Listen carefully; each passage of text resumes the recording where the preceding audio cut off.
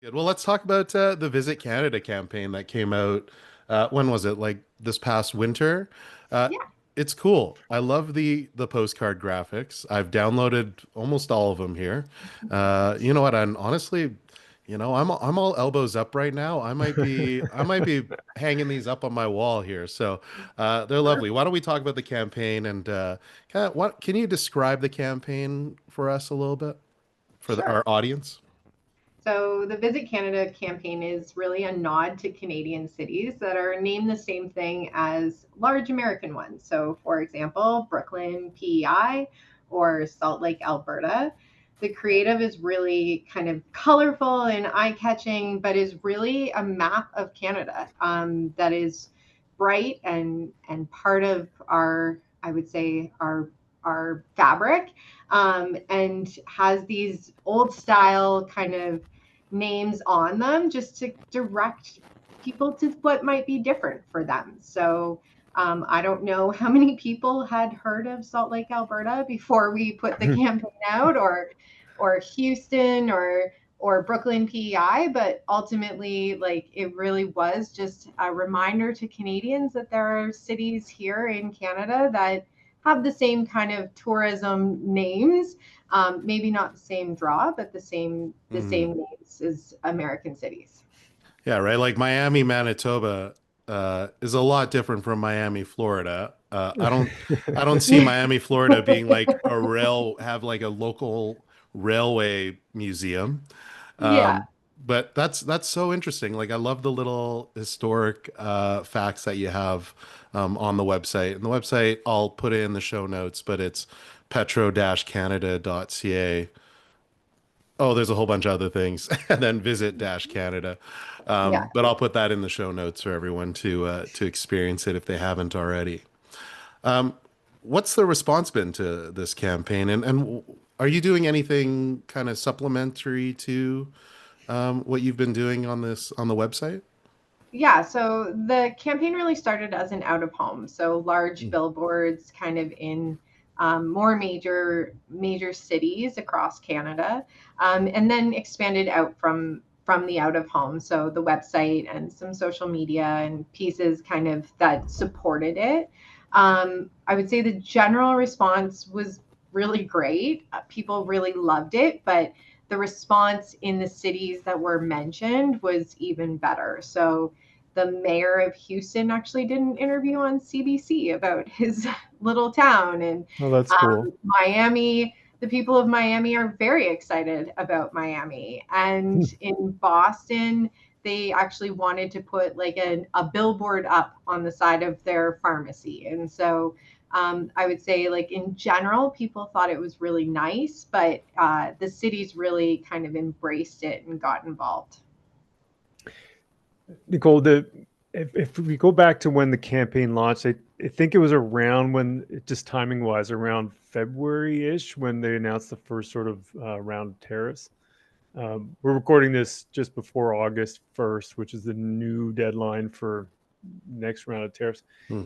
Was the campaign a reaction to that, or is it just it happened to be something you were planning and it timed out to have all these um, coincidence Yeah. moments behind it?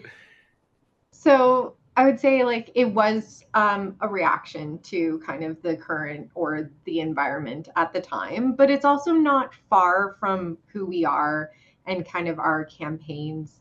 Um, as we had gone through the year, we didn't know that the tariffs were going to kind of, make people really want to embrace Canada in the way that they did, especially early on in the year. But we are a proudly Canadian company. It has always been core to who we are, and core to our marketing structure. And so I think it was a natural fit, but definitely, kind of came about from the way that Canadians were feeling at the time. Yeah, like not the 51st state and all the Yeah, things but yeah.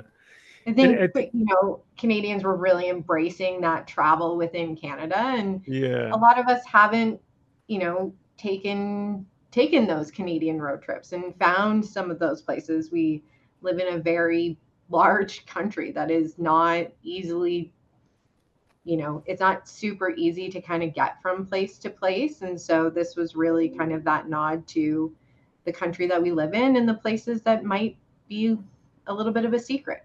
Mm-hmm.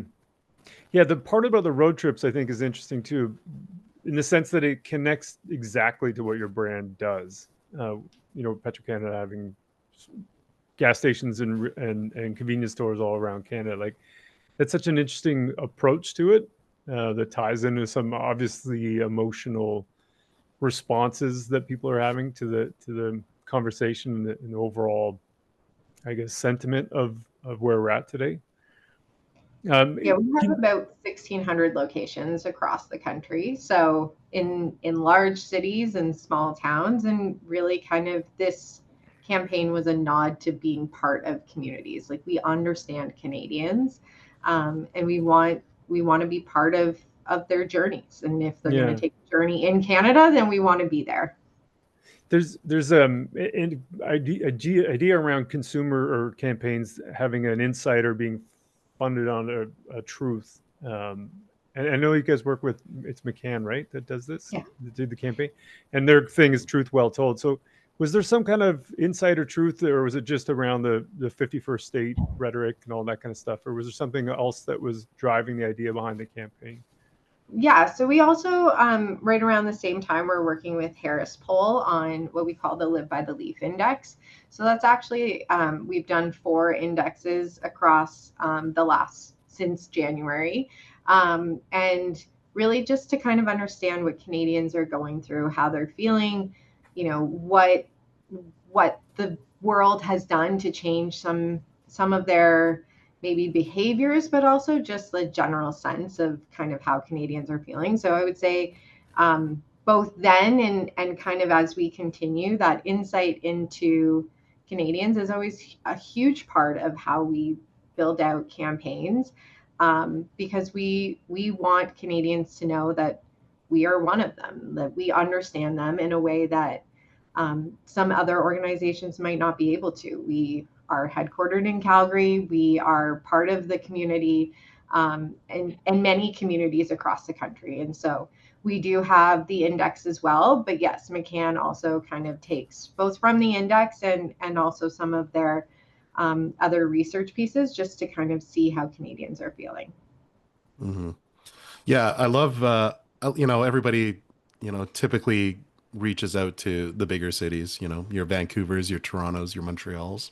I love that you've kind of given back to the smaller communities, smaller in size, within Canada. Talking about your relationship with the agency, can you kind of talk about your process in terms of, the brief to conception to execution of this campaign? Yeah, so this one was what I would say is on the shorter end. Yeah. Knowing kind of the sentiment in Canada and kind of that, that need to show up, but also show up authentically and not to make it about us. It wasn't about us. It isn't about us. And so I would say the brief was very much rooted in kind of the sentiment and the research. But the turnaround was quite quick on this one. And McCann did a great job at kind of turning around, and looking at it from the perspective that we had asked for, which was really about, like, how do we make this about Canadians, not about Petro-Canada necessarily. And, if you see the creative, the Petro-Canada logo is quite small on the bottom right-hand side. It really isn't about us. It was about Canadians and about communities. And so that was a huge part of it. And so they were able to kind of really lock into that. When it comes to the campaign, and like from a strategic point of view, like something that moves fast, oftentimes we feel like that's risky, I think, because you want to check to make sure that you're mitigating for risk. And obviously there's lots of things that you could overlook and put the brand at somewhat of a risk. Is there things in general, like when you're moving at a pace, like you're reacting really quickly to things, they had to kind of do to consider perspectives and just sort of the approach of how you're going to run the campaign? Yeah, I think given that this one wasn't rooted so much in what Petro-Canada was doing and more was rooted in how we are part of communities, kind of mitigated some of that right off the bat. Yeah.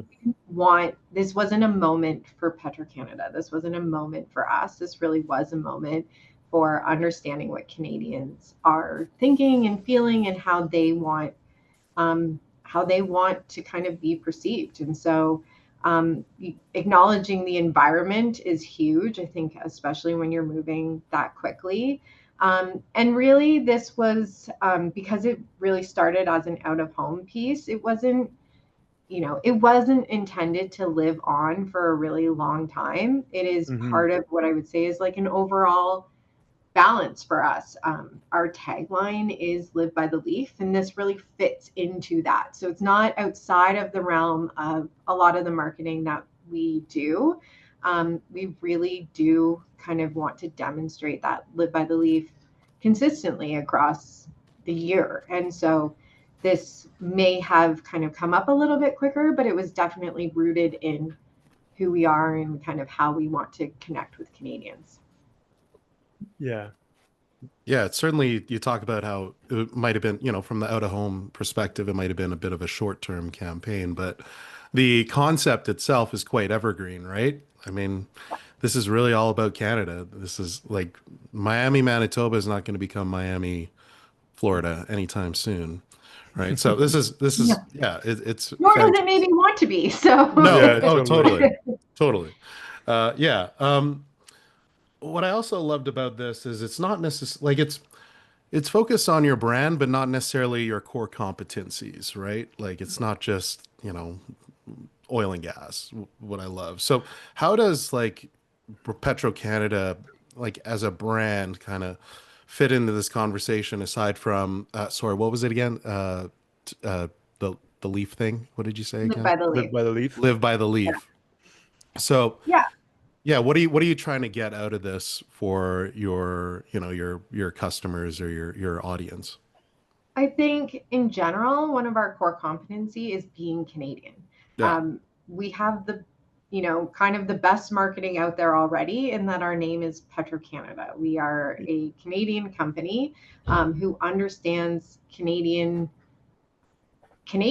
but mostly that we understand how Canadians kind of get from place to place. So our purpose is to champion the Canadian spirit, keeping people moving towards what matters most to them.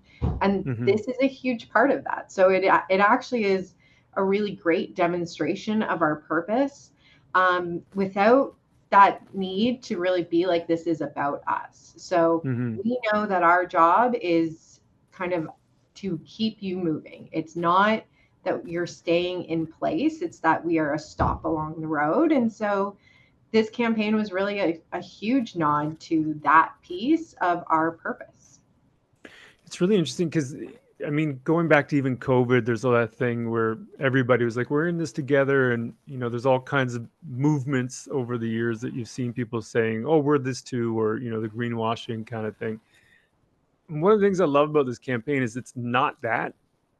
Like, it is reflective of saying we're Canadian, but it's not just Petro-Canada saying we're Canadian. Like, there's a whole understanding of the brand, and your point about we're helping people to move and get to where they're going. Like, I think it does that without putting it into a lot of words and without just, greenwashing anything or purpose washing, if you want to call it that, the campaign.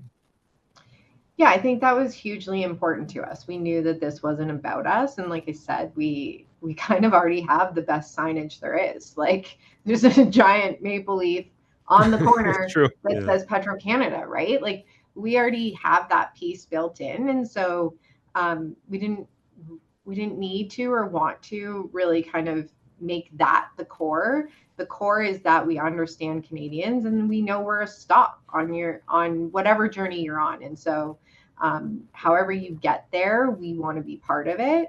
And this was, a nice way of kind of saying, like, here are some other places you might want to test out. But even if they're not those places, even if they are the Vancouvers and the Torontos of Canada, then we can be part of that journey. But it is really just an acknowledgement that we have this amazing country with all of these really cool places, and they might not have been on your radar, but here's a chance to put them on there. Mm-hmm. Yeah, I'm a little Yeah. disappointed that the Torrington Gopher Museum's not on there, but hey, I'll let that slide for now. I'm sure that Um, there is like what out of about the what woodwork about a lot of places, but Yeah. yeah? What about outcomes? What specifically, what type of results were you hoping to get out of this campaign? I think in general, this really was just kind of a an acknowledgement that we are part of the Canadian fabric. It is part of a larger, I would say, not a larger campaign, but a larger piece for us. We really kind of have that purpose behind us that says like this is what we're going to do and this is what we know we're here for. And so I think it really was just to let Canadians know that we're here and we're going to stay here and we're going to be part of your communities. And so um, I'm not sure that like there was a specific outcome other than that like we're one of you, we've got this with you, that really we were wanting out of this, because it is part of our bigger story, and you will, I think continue to see, and hopefully even before this, I think people were looking for something like this Mm-hmm. now, but I would say that our marketing really is centered on how we can be part of your journey. Mm-hmm. Hmm. There's just to build on that too, or dig in a little bit more. There's the idea like you can hijack news stories, and at the time in February, nobody really knew how long this sort of sentiment was going to last. And here we are 6 months later ish, and there's still this ongoing conversation. And so I imagine when you mapped out last year, when you map out your annual marketing calendar, like maybe this wasn't on there, and it was an opportunity um, that you jumped on top of to give the brand some a position in the conversation, let's call it. But then there's all these other things that you had probably previously planned. So how do you balance that sort of approach where this campaign, well, or appearances is doing really well? So how do you like make that balance between leaning into the things that are doing well today and that were this opportunity, whereas in comparison to all the things you had previously planned, and figuring out what to keep pushing on and what to turn off and start something new? Yeah, I would say this specifically was not on our radar when we went into the year, but the demonstration is always on our radar. So, Live by the Leaf is a huge part of our platform throughout the year, and this is kind of just a different representation of it. Um, we we were able a little bit to kind of, I would say, pivot. It hasn't, and see how it could then be reflected throughout the year. So, to your point, in February, we didn't know that this was going to be kind of a long-term thing. I think part of why we continue to do the Live by the Leaf Index is to just kind of have that pulse on what's going on, and we do that in partnership with Veritas, which is our communications agency, and Harris Poll. And so it's as long as we kind of have that pulse, we have, this was in market, in terms of out of home and some social and some paid ads throughout the first half of the year. And then we kind of took a step back and are looking at how we kind of continue to reflect it in a different way as people's sentiment doesn't really change, but like their feelings around it kind of do continue to evolve, right? And so Mm-hmm. we want to make sure that the campaign is able to evolve with how Canadians are feeling. Coming into the year, it is almost, a very similar sentiment to kind of our Olympic sponsorship, which was really True. Yeah. that like Canadians, like, let's go. And before that, we had a piece in Market called We're Not Just Petro, We're Petro-Canada, which really also, had that same kind of undertone of championing the Canadian spirit. So I think, a, a pivot when a pivot is needed is completely valuable, and we were able to do it. This is the undertone of who we are all the time. And so this was just kind of a dialed up version in a moment that made sense. But the moments don't always make sense. I think it is always a good gut check with yourself and your colleagues and your agencies, just to make sure that it is the right decision. And in this instance, it really was. Yeah. Well, I got to say, this doesn't just make me a proud marketing person or advertising person or communications person, but it makes me a proud Canadian. Is there anything that we have to look forward to that you might be coming out with, Nicole, in the future here? Yeah, I would say that proud Canadian hopefully continues. Got a couple of pieces in the fall that will really lean into being Canadian, and how that's very unique, and we have a ton of pride, and we're a little bit funny and cheeky, and so that we're going to really kind of lean into those pieces. And then early next year is another Olympic Games, and we are a large Olympic sponsor, and so Olympic and Paralympic, and so there'll be kind of that continued Canadian pride moving into next year. And so really, celebrating who we are and our uniqueness, and how Canadians really can kind of, whether it's weather the winter, or kind of just really lean into all of the pieces that make us truly Canadian. I think a big part of how we proceed, and where we've been, is just finding those things that make us a little bit unique. Yeah, that's awesome.